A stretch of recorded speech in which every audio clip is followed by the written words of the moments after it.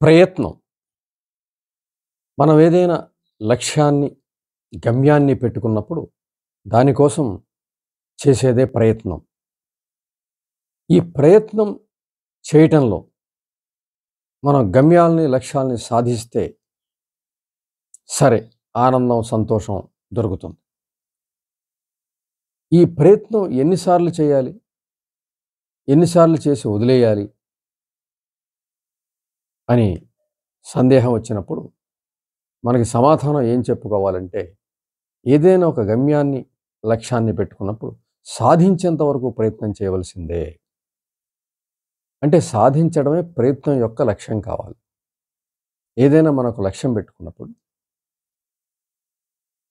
ఒకసారి ప్రయత్నించాం రాలేదు. 2 సార్లు ప్రయత్నించాం రాలేదు.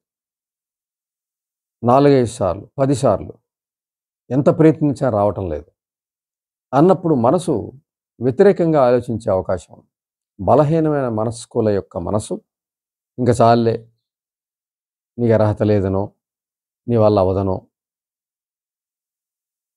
ఎందుకు సమయం వృధా అవుతోందనో, ఇలాంటి సలహాలు పుట్టుకొస్తూ ఉంటాయి మనసులో. అటువంటప్పుడు ప్రయత్నాన్ని వదిలేయడం జరుగుతూ ఉంటుంది. కానీ ఆ ప్రయత్నాన్ని, ఆ విసుగు వచ్చిన దగ్గర నుంచి ఆగకుండా మరింత ముందుకు తీసుకెళ్ళగలిగితే గమ్యాన్ని చేరుకోవడం తప్పనిసరిగా జరుగుతుంది. లక్ష్యాన్ని సాధించడం తప్పనిసరిగా జరుగుతుంది. అంచేత ప్రయత్నాన్ని ఎంతవరకు, ఎన్ని ప్రయత్నాలు చేయాలి, ఎంతవరకు కొనసాగించాలి అంటే లక్ష్యాన్ని సాధించేంత వరకు, గమ్యాన్ని చేరేంత వరకు ప్రయత్నం కొనసాగుతూ ఉండవలసిందే. ప్రయత్నం కొనసాగుతూ ఉన్నంత వరకు ఫెయిల్యూర్ రానట్టుగానే భావించాలి. నువ్వు ప్రయత్నంలో ఉన్నావు అంటే నువ్వు ఇంకా దానికోసం ప్రయత్నిస్తున్నావు. దాని వైపుగా నడుస్తూనే ఉన్నావు. అది కాస్త ఆలస్యమైన సహనంతో ఉండి మరింత ఉత్సాహంతో ముందుకు వెళ్తే తప్పనిసరిగా అది లభిస్తుంది. అయితే సామర్థ్యం సరిపోయినంత ఉన్న వ్యక్తికి తక్కువ ప్రయత్నాల్లో దాన్ని సాధించే అవకాశం ఉండొచ్చు. అయితే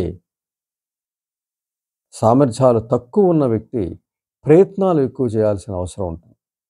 అంచేత సామర్థ్యం తక్కువగా ఉన్నప్పుడు ప్రయత్నాలు ఎక్కువ చేయాల్సి వచ్చినప్పుడు వెరువక, భయపడక, సహనంతో మరికొన్ని ప్రయత్నాలు చేసినట్లయితే, ప్రయత్నాలను ముందు తీసుకెళ్ళగలిగితే తప్పనిసరిగా విజయం లభిస్తుంది. విజయమే లక్ష్యంగా కొనసాగాలి.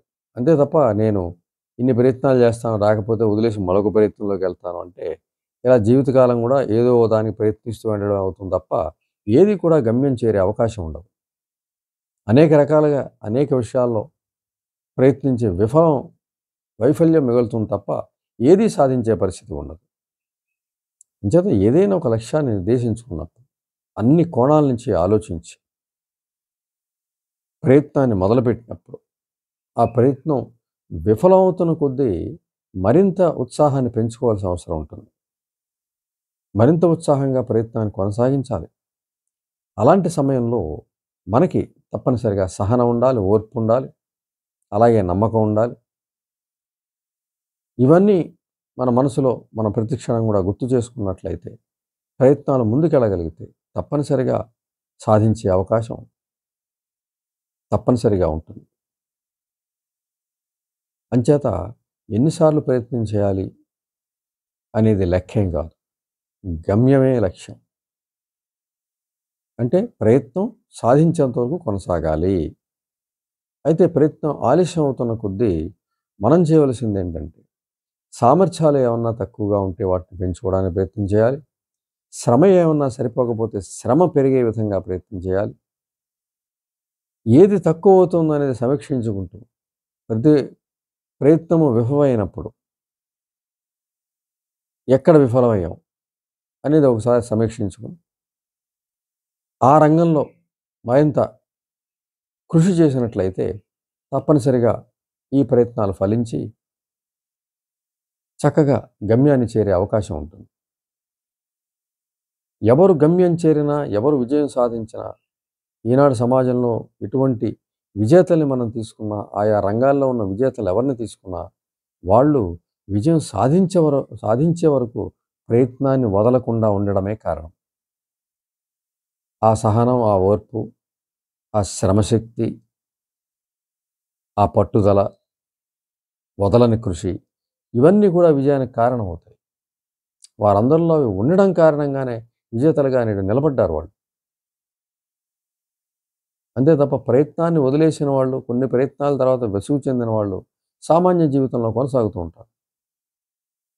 సాధారణ విజయాలు సాధించి సంతృప్తి లేదా అసంతృప్తిగా జీవించాల్సిన పరిస్థితిలో ఉంటారు.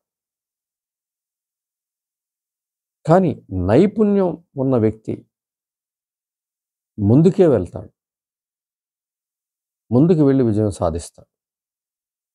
అనేక మంది మన జీవిత చరిత్రలో చూస్తున్నట్లయితే వాళ్ళు ఎలా విసుగు చెందారో, ఎలా ఆ ప్రయత్నం పట్ల విసుగు చెందారో, విరక్తి పొందారో, కొంతకాలం వదిలేశారు, మళ్ళీ దాని వైపు ఎలా వెళ్ళి సాధించారు, ఇవన్నీ కూడా మనం చూడవచ్చు. ఒకసారి విఫలమవచ్చు, 2 సార్లు విఫలమవచ్చు. కానీ ప్రయత్నాన్ని కొనసాగించగలిగితే అంతిమంగా విజయం లభిస్తుందనేది ఎవరి జీవిత చరిత్రలో విజేతల యొక్క ఎవరి జీవిత చరిత్రలో చదివినా కూడా మనకు అర్థమవుతుంది. అంచేత పుస్తకాల్లో ఎక్కువగా చదవలసింది ఇవే. జీవిత చరిత్రలు, life histories, autobiographies or biography చదివినట్లయితే చక్కగా మనకి జీవితం పట్ల ఒక అవగాహన పెరుగుతుంది. లక్ష్యం అంటే ఏమిటి? గమ్యం అంటే ఏమిటి? కోరిక అంటే ఏమిటి? దాన్ని సాధించే క్రమం ఏమిటి? ఎటువంటి అడ్డంకులు ఉంటాయి? వ్యక్తులు అడ్డుపడవచ్చు, పరిస్థితులు అడ్డుపడవచ్చు, మన మనసే మనకు అడ్డు కావచ్చు.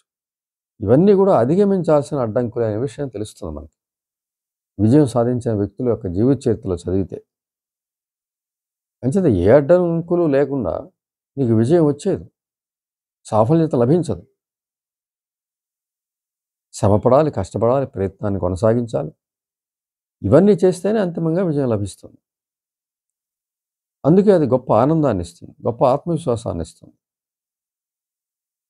విజయం సాధించిన తర్వాత జీవితం అంతకు ముందు కన్నా చాలా ఉన్నతంగా ఉంటుంది. సంతోషం వెల్లివిరుస్తుంది, సంతృప్తి ఉంటుంది, ఉత్సాహం ఉంటుంది.